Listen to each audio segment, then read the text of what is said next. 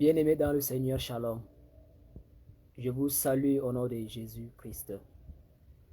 Il y a vraiment un problème qui circule sur les réseaux. Cela est vraiment euh, débattu et il y a des réponses par-ci, par-là. Les grands hommes de Dieu vraiment euh, euh, discutent ce problème, ce sujet de sel. Nous sommes le sel de la terre. Et il faut qu'on parle aussi de ce problème-là, parce que ce n'est pas si facile. La Bible est un peu complexe pour les uns et un peu aussi facile pour les autres. Et il faut se laisser guider par le Saint-Esprit afin de parler des sujets d'ordre spirituel. Et ici, il y a deux groupes. On a le groupe des prophètes et le groupe des pasteurs et des évangélistes. Donc, il faut comprendre que ce sujet-là est simple et clair, en ce sens que la Bible nous dit que nous sommes le sel de la terre. Et expliquons d'abord l'autre là, le sel. Qu'est-ce que d'abord le sel? Selon le monde, selon la science, nous comprenons ici que le sel quand on prend le sel, quand on met le sel dans une solution, dans, dans un aliment préparé, le sel ralentit la décomposition, l'altération de la maladie. Le sel ralentit cela. Donc on peut dire que le sel est un fixateur des micro-organismes. Donc si le sel est un fixateur des micro-organismes, donc c'est-à-dire que le sel a une caractéristique de ralentir la décomposition de l'aliment. Donc voici le sel. Et le sel encore donne une saveur, ça donne le goût à la sauce, à l'aliment, à la préparation. Donc voici la qualité du sel selon le monde et puis selon la science. Quand on utilise le sel, c'est pour ralentir la décomposition. Et dans l'Ancien Testament, bien sûr, dans le livre de 2 Rois, chapitre 2, au verset 19 jusqu'au verset 24, et cela nous parle aussi de l'activité du sel. Parce que l'homme de Dieu, le prophète, a utilisé le sel dans ce passage-là. Et c'était dans quel état d'utilisation le sel a été utilisé là-bas quand l'eau était vraiment amère, l'eau n'était pas consommable. Oui, et la terre était stérile. C'est pourquoi l'homme de Dieu a demandé le sel pour vraiment redonner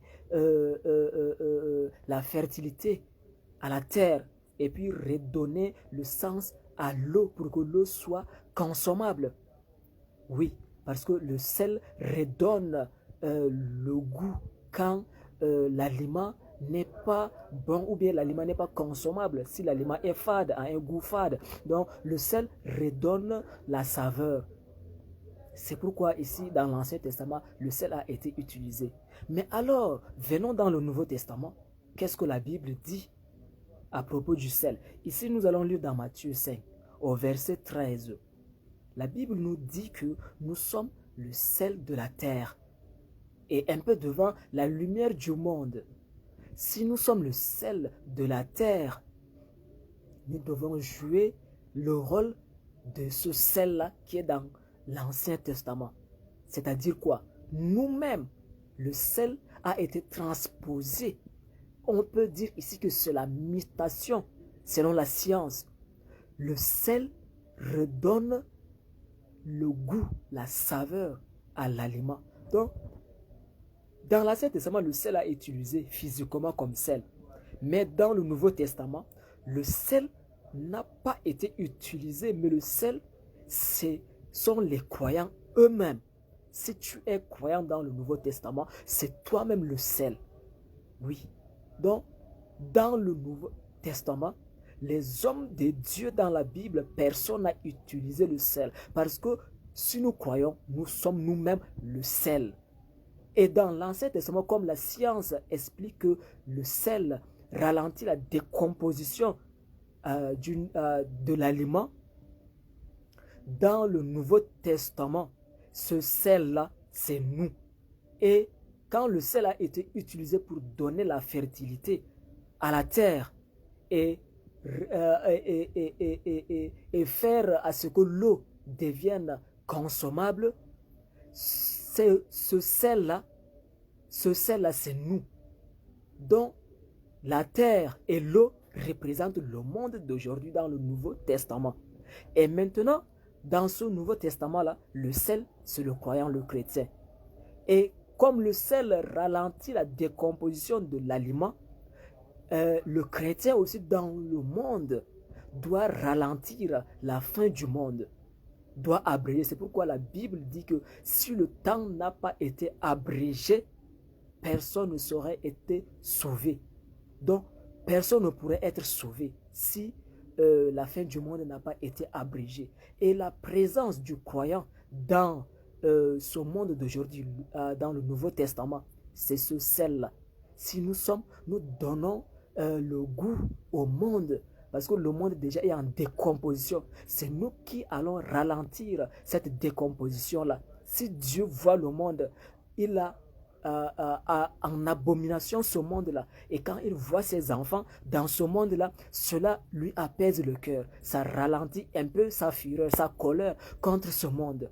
C'est pourquoi la Bible dit par Jésus-Christ que nous sommes le sel de la terre. Et quand nous voyons la réplique des prophètes suivant la prédication des pasteurs sur le sel, qu'il ne faut plus utiliser le sel dans la nouvelle alliance. Oui, c'est vrai, parce que le sel, c'est nous-mêmes. Si on utilise le sel dans l'alliance, c'est-à-dire qu'on s'utilise nous-mêmes pour redonner le goût au monde d'aujourd'hui. En ces temps, le sel a été utilisé pour redonner la fertilité à la terre et aussi rendre l'eau consommable. C'est-à-dire, si Dieu nous voit dans ce monde-là, il a le cœur apaisé. Donc, on n'a plus à utiliser le sel comme l'acte prophétique dans le Nouveau Testament. Donc, si le prophète est là, c'est lui-même le sel. Il est lui-même le sel de la terre.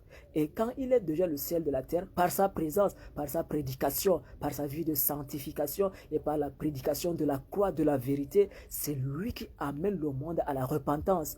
Et maintenant, à travers lui, Dieu voit maintenant quelque chose qui se passe et il a le cœur apaisé. Il voit le monde et il trouve un peu le goût pour ne pas que la fin du monde soit brusque. Il va continuer à abréger encore le monde pour que le nombre de sauvés puisse être augmenté par la vie du prophète. Oui, parce qu'il est lui-même le sel lui-même. Il n'a pas utilisé le sel comme la matière organique, la matière minérale.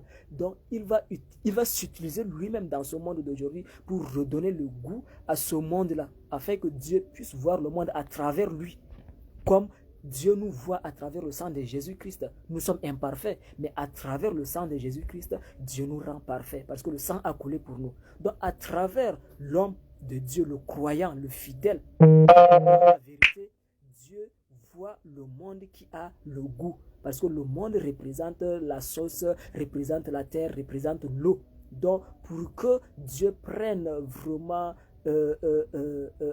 plaisir à ce monde-là, un peu de plaisir à ce monde-là, il faut que nous soyons nous-mêmes le sel de la terre et la lumière du monde.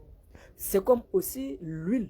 L'huile dans l'Ancien Testament, l'huile a été utilisée pour la consécration des hommes que Dieu choisit.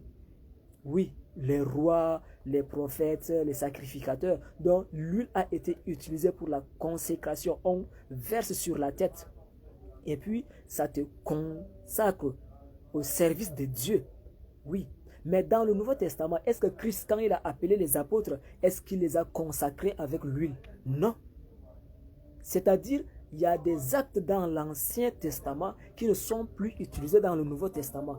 Et si les actes ne sont plus utilisés dans le Nouveau Testament, c'est une mutation dont cela est sous-entendu d'une autre manière. Donc, quand on voit l'huile dans le Nouveau Testament, dans Jacques chapitre 5, verset 14 et 15, qui nous parle de l'huile Donc, qui dit que si quelqu'un, si un fidèle est malade, il faut qu'il appelle les anciens et que les anciens viennent prier sur lui et qu'ils lui appliquent l'huile et il sera guéri et il sera aussi pardonné de ses péchés. Donc l'acte de l'huile ici dans le Nouveau Testament n'est plus pour la consécration mais pour la guérison. Mais dans l'Ancien Testament, ce n'était pas pour la guérison. Vous voyez un peu cette mutation, cette transposition. Donc, on peut prendre aussi le Saint-Esprit. Le Saint-Esprit, dans l'Ancien Testament, le Saint-Esprit ne remplit pas, mais le Saint-Esprit saisit. Nous voyons avec Samson, nous voyons avec David, quand il a trouvé une troupe de prophètes, le Saint-Esprit l'a saisi, il a prophétisé. Nous voyons aussi avec Saoul, quand il poursuivait David, arrivé à quelques lieux, le Saint-Esprit l'a saisi. Ces soldats, ils ont prophétisé, mais ils n'étaient pas prophètes. Donc le Saint-Esprit saisit et tu prophétises dans l'ancien temps. Mais dans le Nouveau Testament, le Saint-Esprit remplit.